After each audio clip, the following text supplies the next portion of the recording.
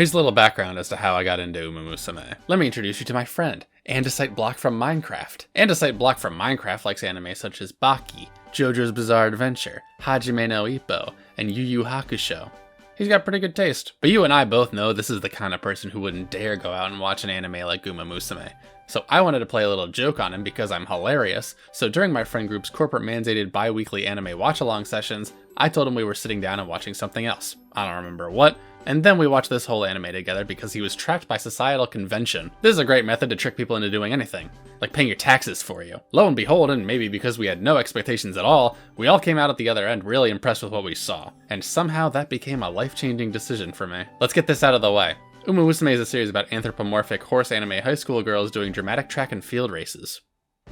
Yeah, if you're new to anime or this is somehow your first exposure to Uma Musume, then I get it. That sounds like a show for weirdos. But I've seen a lot of sports anime, and Uma Musume sits very high in that category in my humble and morally correct opinion. If you can look past the ears and tails like I know you can, then you're in for a jam, trust me. So the Uma Musume world is shockingly populated by Uma Musume, or horse girls. These Uma Musume exist for a singular reason: to run really fast. That's what they were put on the planet to do, and the planet absolutely loves it. When a race is going on, you better not need a haircut or work to get done or anything like that because nobody's doing anything that isn't called watching the race. Also, at the end of every race is a winning live concert because it's also an idol anime. This is what Cygames use Zombieland Saga to learn. Everything in this world revolves around Uma Musume races, and as a result, the world is generally a utopia except for their door locks. Undeniably, the coolest part of Uma Musume is how the characters are based off actual Japanese racehorses. While you're watching it, you'll be like, haha, Goldship is funny, I'm gonna look up more information about her, and then see this. Not only are they named after racehorses, but their characters' mannerisms, racing style, the races they choose to partake in, and racing outfits are all taken from their real-life counterparts, articles about them, and even their jockeys. It's a meticulous and dedicated approach that makes Uma Musume one of the most impressive series from a character aspect that you can watch. There's real love and respect being poured into each character, and this is one of those series that if you really get into it, you'll have a favorite character, no doubt. Since the series barely follows a linear path for the most part, you have a lot of different options for how you can start watching Uma Musume. Realistically though, it would make the most sense to start off with Uma Musume Pretty Derby! Pretty Derby Season 1 starts off as a good introduction to the series, as it follows Special Week on her noble quest to become Japan's greatest Uma Musume to make her adopted mother proud. Special Week also develops respect for Silent Suzuka, who wows her with her blistering speed enough to the point that she joins the same team as her in order to one day have a race against her. On the same team, you'll be introduced to Die with Scarlet and Vodka, who are also heated rivals, Goldship, who's the funniest character and therefore the best one, Tokai Teo, who walks like I do in real life, and Medjiro McQueen, who is a victim of burlap sack. Pretty Derby features your typical sports anime themes of working together and striving past failures in the spirit of healthy competition. Though Special Week has her struggles, in my opinion there are scant few things to wow you from a plot perspective in Season 1. It's got a really positive vibe to it, but nothing deviates from the norm from what you would expect. I was more interested in what nonsense Goldship was doing because I'm a simple person. It's a fun ride and good introduction, but nothing in this particular season is really going to surprise you all that much. Now take all those critiques and throw them out the window for Season 2, because in Season 2 you get some of the best sports anime storytelling you'll ever see. This time they changed the protagonists up, as the story revolves around Tokai Teo and Medjiro McQueen because everyone on Team Spica has a rival on the same team for some reason. Tokai Teo aims to be an undefeated Triple Crown racer like her idol and student council president Simbale Rudolph, while Medjiro McQueen races for the purpose of living up to the vaunted Medjiro family name. The story of Tokai Teo and Medjiro McQueen's rivalry is so laden with emotion, and its message of persevering through the undaunting and relentless setbacks and accomplishing your dreams or goals is presented in such a way that'll have you sitting like this, and then like this. As the series goes on, in every other episode they're throwing a new special kind of heartache at you, and eventually you'll have no choice but to root for the protagonists. Not only that, but you get really touching moments from the side character category. If I showed you this character and told you that she would bring you the closest to tears in the entire anime with how she contributes, would you believe me? Well, you better damn should, I'm an expert. Not only that, but we get the incredibly famous rice shower arc. They thought we weren't eating good enough and gave us the rice shower arc. Thank you, Side Generous.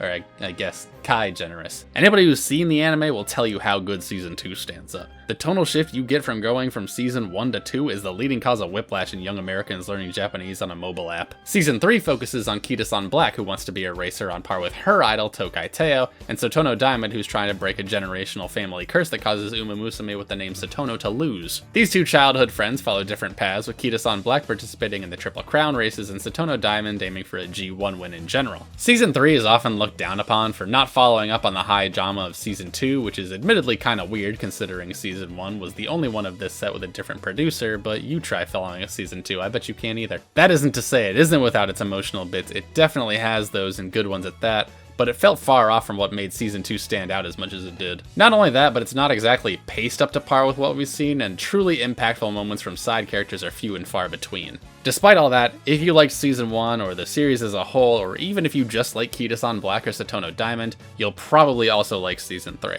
I wouldn't call it bad or a skip by any means, especially in a vacuum, but in a series that's dominated particularly by what we have to talk about next, it's hard to look at this as the height of the series in my mind. So now we go to our non-Pretty Derby offerings. Sort of.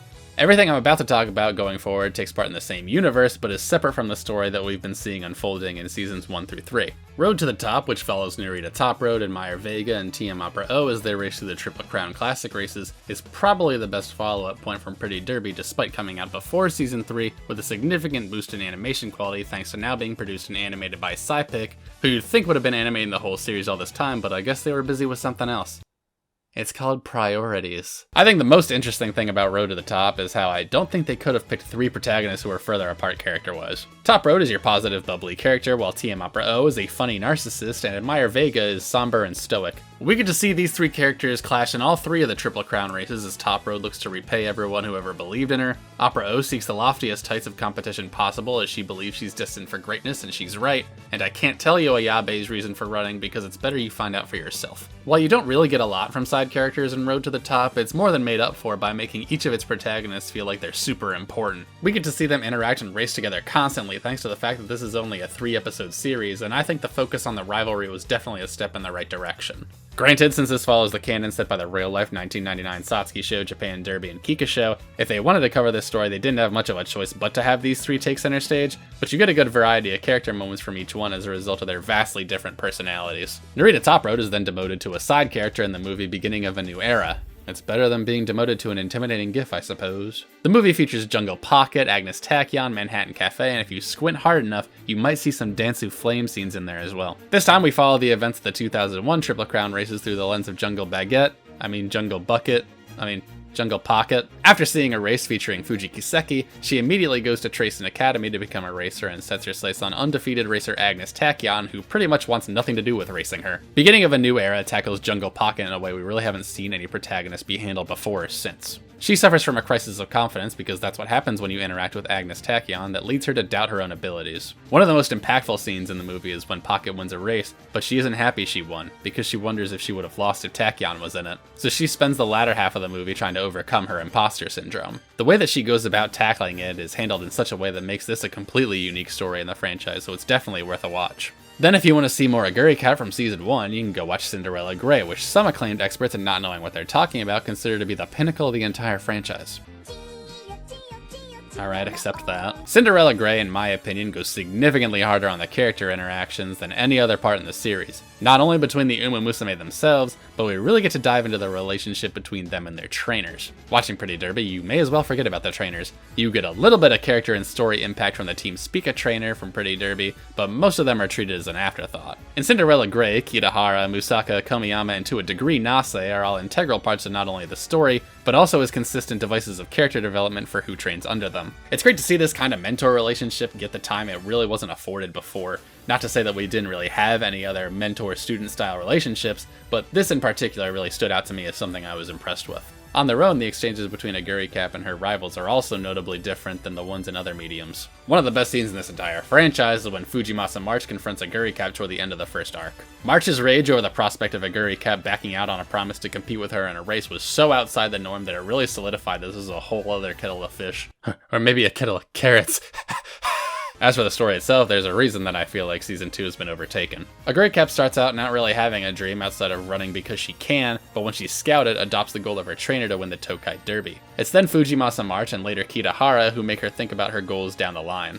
Over the course of the series, we get to see the subtle little pushes that lead Aguri Cap down the road to eventually take on the biggest races amongst the fiercest competition that she can, since there's always another peak to climb. Now, it kind of feels like all I've done for the past little bit is talk crap on Pretty Derby for everything that all the series that came after it accomplished, but that's not to take anything away from it.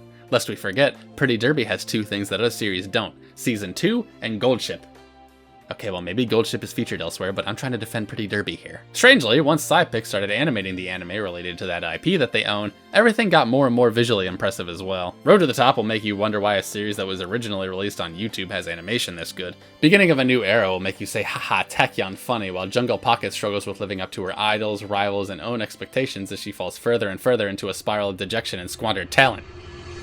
Watching Umayan and Umayaru will make you really feel like you're watching an anime based off 4-panel manga series. The bottom line is, though, if you loved any of these anime, there's a pretty good chance you're gonna love the other ones too. Plus, you need to watch Season 3 to get enough lore to really appreciate Duramente when she drops in the mobile game in 8 years. But that's just one unbiased man's opinion. Super unbiased.